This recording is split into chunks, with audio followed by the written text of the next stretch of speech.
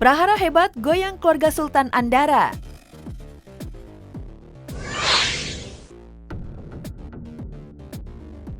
Nagita Slavina alias Gigi tengah harap-harap cemas. Sebabnya, polisi dari Polda Metro Jaya terus mendalami kasus dugaan penistaan agama yang dilakukan penata gaya dan selebgram Irwansyah alias Wandahara yang menyeret nama Gigi. Informasi yang beredar Kamis kemarin, istri Raffi Ahmad itu dikabarkan akan dipanggil penyidik Polda Metro Jaya. Pada kasus yang dilaporkan ke polisi pada 24 Juli lalu itu, Gigi berstatus sebagai saksi. Nanti kami cek dulu ya, belum ada update datanya. Kami belum ada info dari penyidik. Nanti kami pastikan dulu ya. Ya, nanti kami pastikan lagi. Ya, pokoknya saling mendoakan aja.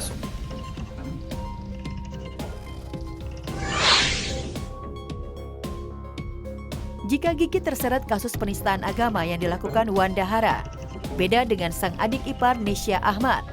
Nisha masih berkutat dengan sidang gugatan cerainya terhadap Andika Rosadi. Kamis kemarin, perkara perceraian mereka kembali disidang di Pengadilan Agama Jakarta Selatan dengan agenda mendengarkan keterangan saksi dari kedua pihak. Namun pasangan yang berperkara itu tidak menghadirkan saksi-saksi, sehingga sidang berlanjut ke agenda kesimpulan. Dalam hal ini mungkin dari pihak keluarga belum ada waktu ataupun bersedia untuk mendamaikan yang ditunjuk oleh masing-masing pihak. Sampai detik ini belum ada konfirmasi dari Pak Andika maupun tadi informasi dari Bu Anissa juga. Rencananya putusan perceraian akan disampaikan dalam 2 pekan ke depan. Jadi nanti majelis akan bermusyawarah dan akan menentukan suatu putusan apakah dikabulkan atau ditolak gugatannya. Agendanya itu musyawarah majelis ya tanggal 9 September 2024. Agendanya musyawarah majelis karena litigasi berarti putusan online.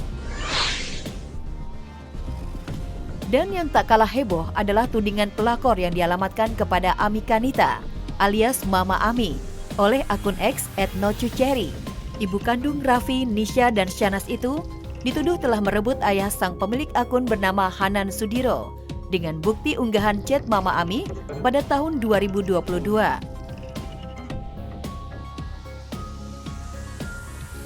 Menghadapi serangan dadakan, Mama Ami merespon tudingan miring terhadap dirinya dengan mengunggah quote berbunyi, "Sebelum kamu menilai saya, duduklah dulu di tempat saya dan rasakan dulu apa yang sedang saya tanggung. Jangan dengarkan cerita saya dari orang lain. Tapi cobalah sekali-sekali duduk di samping saya. Ya, cukup duduk dan perhatikan saja. Tak usah ada obrolan, agar kamu tahu seperti apa dan bagaimana yang saya lalui setiap hari. Sampai sini paham kan?"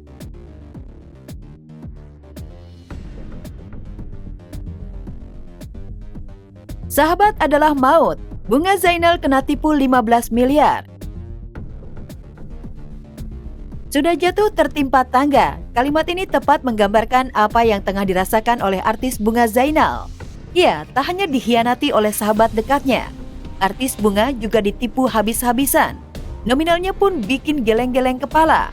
Bunga rugi hingga 15 miliar rupiah lantaran mengikuti investasi bodong.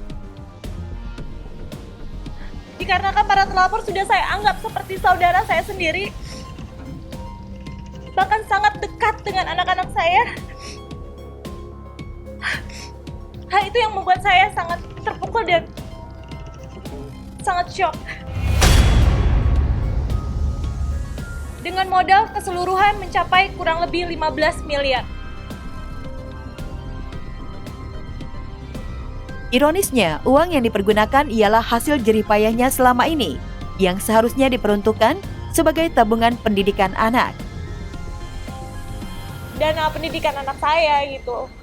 Jadi ketika ini terjadi tuh kayak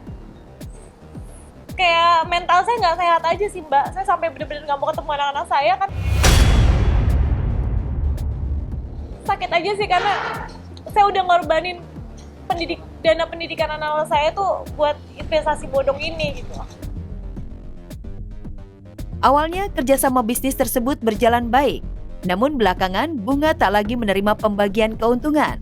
Bahkan Bunga menemukan beberapa kejanggalan dari bisnis yang dijalankannya tersebut. Puncaknya awal Agustus, Bunga sudah tidak lagi menemukan titik temu menyelesaikan masalahnya. Saya kemudian mencari tahu kebenaran proyek investasi yang ditawarkan kepada saya.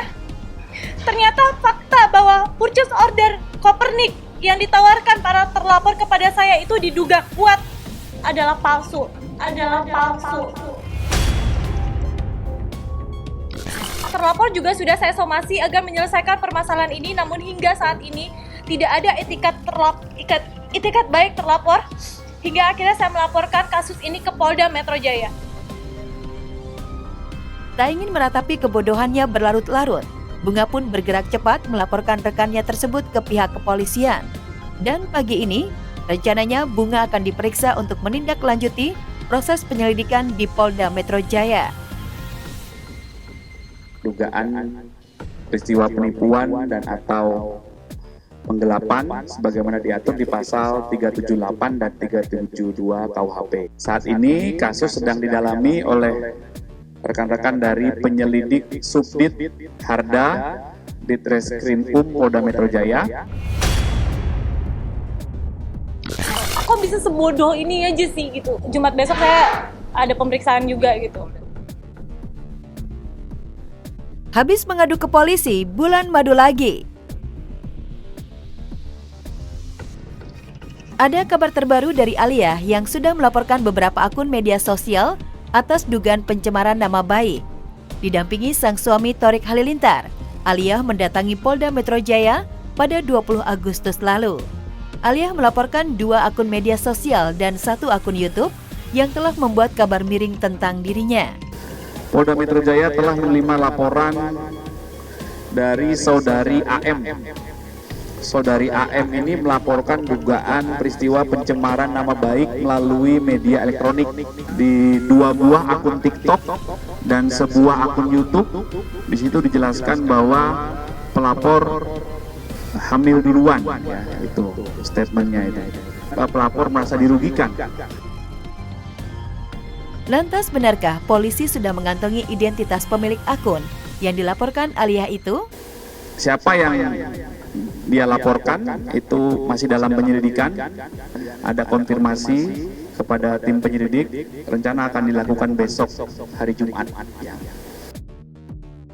Saat menikah pada 26 Juli 2024 lalu, memang namanya disebut jika Alia sudah berbadan 2. Dan tampaknya sudah banyak pihak yang terkena dengan kabar hoax alias berita palsu yang sengaja dibuat oleh sejumlah akun itu. Akhirnya aku putuskan untuk mengambil sikap. Iya, aku Dan kebanyakan nih yang menyerang istri aku secara langsung. Terus yang mengganggu adalah karena mereka udah sampai lihat aja nih nanti pasti mereka bikin bayinya lahir prematur. Kalau itu sih udah kayak buset. Oh, jadi gila anak gue belum ada aja di dunia ini. Oh, jadi lu udah dikonsepin hamil duluan. Iya, gitu. Nanti pada saat ijab kabul terus aku juga masih halangan. Meski awalnya sempat memilih diam dan gak menggubris tudingan yang datang kepadanya. Namun setelah kesabarannya habis, Alia akhirnya memutuskan melaporkan akun-akun pembuat berita bohong itu. Yang aku takutkan banget adalah suatu saat kalau nanti kita punya anak gimana ya gitu. Iya. Itu sih yang aku pikirin dari sekarang gitu. Karena kan kita berdua melewati hal yang kurang enak, cuman balik lagi. Ya semoga selama kita memang tidak pernah niat menjahat kepada siapapun gitu, Tuhan Sampai pasti kita jahatin orang lain. iya, Tuhan pasti akan melindungi kita lah. Gak ingin berlarut tentang ramainya pemberitaan terkait tudingan-tudingan miring yang diarahkan kepadanya, Alia dan Thorik pun ke Bali melakukan bulan madu kedua. Ya, seperti diketahui, Alia dan Thorik sebelumnya memanfaatkan bulan madu di beberapa negara Eropa seperti Italia dan Yunani. Tapi tampaknya masih ingin menikmati waktu berduanya sebagai pengantin baru, Alia memilih Bali. Nanti kita tuh sebenarnya bakal ngasih tahu pasti villanya apa begitu kita check out. Dan ini gede banget, puas banget. Inspirasi mungkin nanti untuk rumah. Iya, enaknya kayak gini sih. Kita kan selalu nyari, setiap kita pergi nyari inspirasi rumah.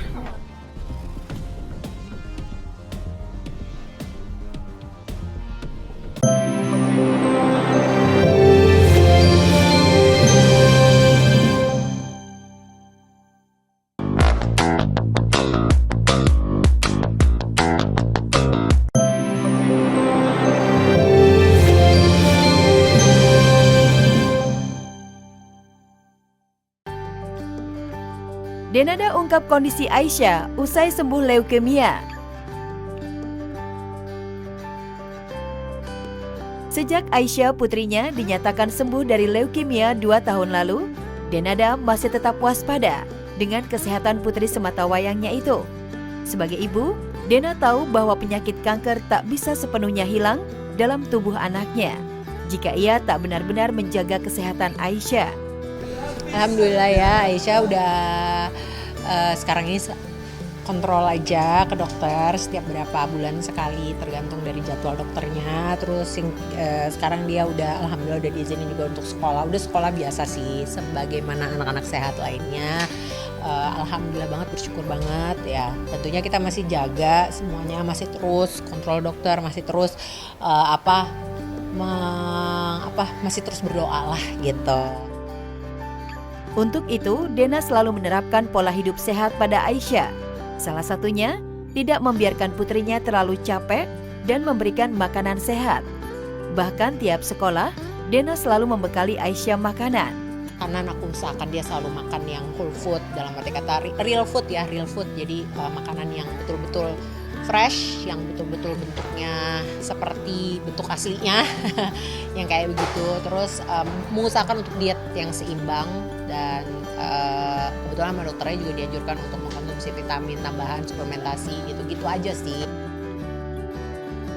Dena sangat bersyukur melihat kondisi Aisyah yang tetap sehat dan aktif di sekolah. Apalagi kini putrinya itu mulai bisa mencari uang jajan sendiri lewat teman-teman sekolahnya. Untungnya dia senang banget K-pop, dan untungnya di Singapura itu harga K-pop, barang-barang K-pop tuh mahal. Jadinya dia suka kadang-kadang nyimpen duit jajannya buat itu gitu. Dan aku juga cukup surprise gitu karena dia baru masuk sekolah udah kayak berbisnis barang-barang K-popnya dia itu. Dia kayak jual sama temen-temennya gitu dan hasilnya dia tabungin lagi. Ulang tahunnya dirayakan secara sederhana. Atar tetap bahagia dan tidak sabar unboxing kado.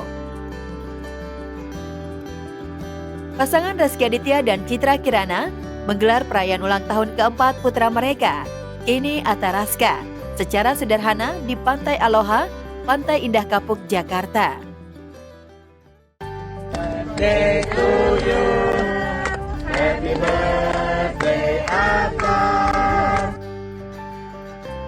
Meski ulang tahunnya dirayakan secara sederhana, serta dihadiri keluarga dan orang terdekat, namun Atar terlihat tetap senang. Happy birthday, happy birthday, happy birthday Atar.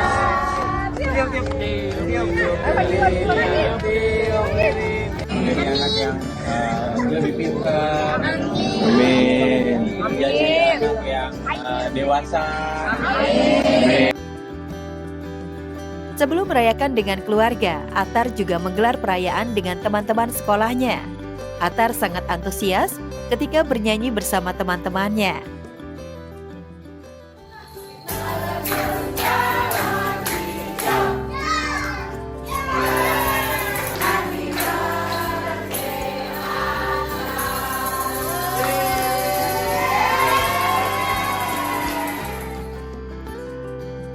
Dari perayaan ulang tahunnya, Atar mendapat banyak kado.